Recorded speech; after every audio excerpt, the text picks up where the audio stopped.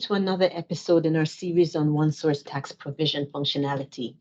In this episode, we're going to tackle reporting data sets, which can be a useful tool just for doing various reporting processes. So the reporting data sets can be found, the setup for it can be found in your manage datasets area. You will notice it's right below the data sets that have been created. Now, in order to create a reporting data set, you must have an underlying data set already created for your needs. So there are two types of reporting data sets that we can create. And I've done two different ones here for you. There is a sequential and there is an additive data set that can be created. Now, most people, if they're using multiple data sets for reporting data sets, will create the additive version. And for those, you can just take two disparate adjustments or groups of data sets or multiple. You're not limited to just two to create. So let me just go in and let's say I'm just going to add a new data set. So we just cancel out of this one and go in and add. You'd give it a name. Add the data set number 2. Let's see. Create it. And then select from your drop down whether you want it to be additive or sequential. So I'm going to go with the additive. And then below here is where you will get the options. So I'm just gonna update. Sorry, it's now available. I'm gonna select additive data set number 2. And then from the drop down, I can select any one of my data sets that I want to create. So I'll select my, let's say 2023 Dutch. Click add to add a new one, and then I'll go on and I'll select another one as well. So you will notice that it has the same year. So typically we assume that you're going to want to put together two data sets within a year. You can do that, click add. And you have created your additive data set. So this just has two data sets. You can add as many adjustments as you want to an additive data set. So it will show up in your data sets for review a little bit differently from what you would expect. So here I created one that was additive. We'll go into the sequential a little bit later. That has two data sets here. You will notice that there is now a third line that looks like it's another data set.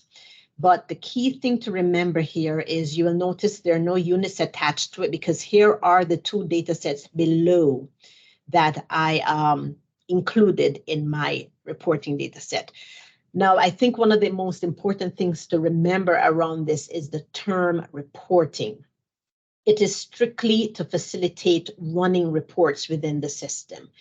At this level, you cannot enter any data, which is why you will notice that if you're looking at your screen, your only options with the two data sets rolling up into it is to export data, not to import data. For that, you will notice I still have, these are the original data sets that I used to include in my reporting data sets.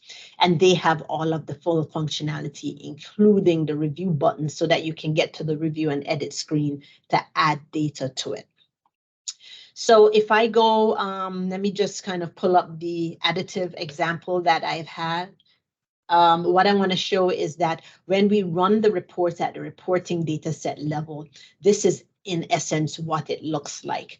It takes the two data sets that you had and combines them. So in this case, you can see that we had book adjustments, etc. We have no state calculations going on here. We have no temps, no perms. That's all residing in the original additive data set number 1. But this additive data set number 1 has no book income. So we are able to combine those two so that when you run the reporting data set, it seems as if you have a report that has everything rolling from your pre-tax book income all the way down to your taxable income. So this particular example was a combination of discretes and actuals when you're using kind of like a fin 18 approach. So to show that, we can kind of come to the one provision number in this manner. I have seen them used, for example, to segregate, like in the pre-class days, to segregate regular provision activity from, let's say, your RTP or maybe your FIN 48 positions, where you kind of keep them in separate because you've got maybe different rates on various things. And this way you can kind of bring them together when you want to do your reporting. If you are doing reporting data sets and you have journal entry configuration on your process, you will have to make sure that the journal entry configuration is added to each data set in order to be able to pull a journal entry at the reporting data set level. So that is your additive reporting data set. The next one I wanted to touch base on is one that's called a sequential reporting data set.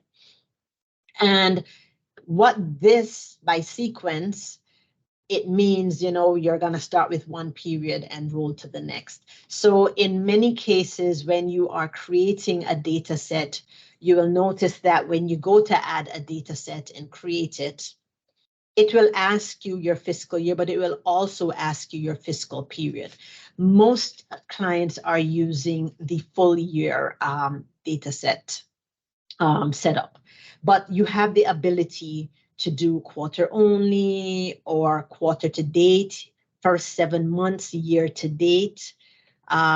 So this is the area that we're going to kind of get into. So if you are doing a sequential data set, one must follow the other. So it's either you set up your first data set, let's say with the first 11 month, and in the example that I'm going to go through, we are doing an 11-month year-to-date data set that is rolling into a 12-month data set. And depending on the period that you create, your reporting data set will not allow you to select a sequence that is different from that. So you can see I've got my first 11 months and my 12 months. And because I selected my first data set that I pulled was an 11-month data set, it wouldn't allow me to pick anything else other than a data set that has been set up as like a 12-month only data set. So in my example with this one, I'm kind of working through a rate change just to show you some of the functionality that you can do with the sequential data set. And in this situation, as you know, when you do a rate change within one source tax provision on your deferred, it automatically revalues all of your activity. So your beginning balance would get revalued and show up in the rate change. Or I should say, let me step back. Your beginning balance will show up with the original tax effect based on the beginning of the year rates. Once you have changed the ending deferred rates, all of your other columns within your roll forward are going to get revalued. So in this example, I'm starting out with a 21% rate and I'm changing to an 11% rate. So immediately when I run my report, it's going to revalue my pre-tax from an 11.9% value to 11.9 million to 6.2 million. And I will not be able to see the rate change.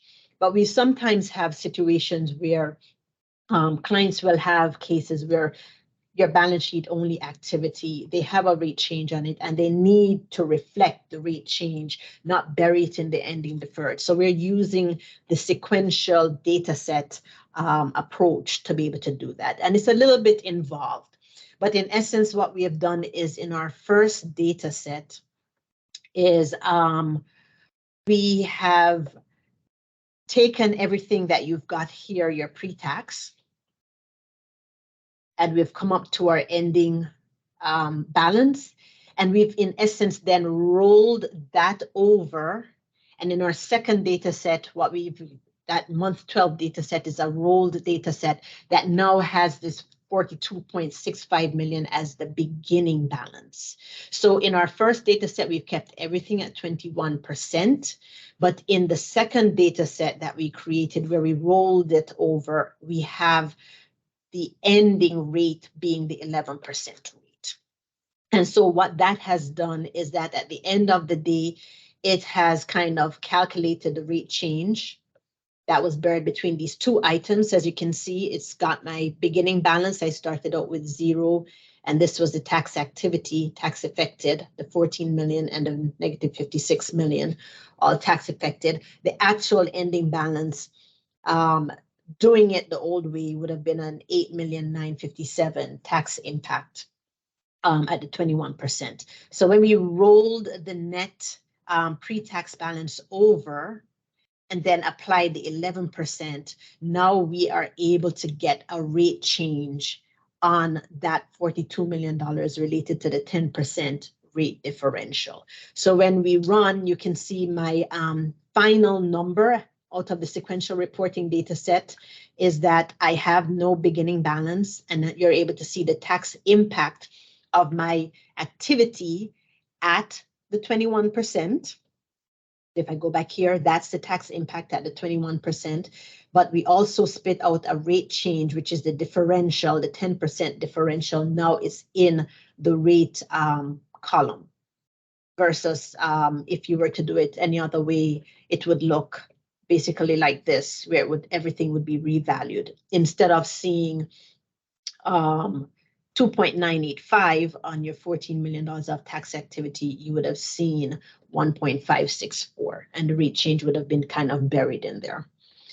So that's how you can use sequential data sets to do a rate change if you would like to. Most folks I know that do use sequential reporting data sets, and it's very rare, tend to use them for just period to period, where they need a new beginning balance. So they're going to roll the ending balance from one period to the new period and then go from there. So hopefully you found this educational, and maybe we'll start using some reporting data sets, and we look forward to seeing you on another session.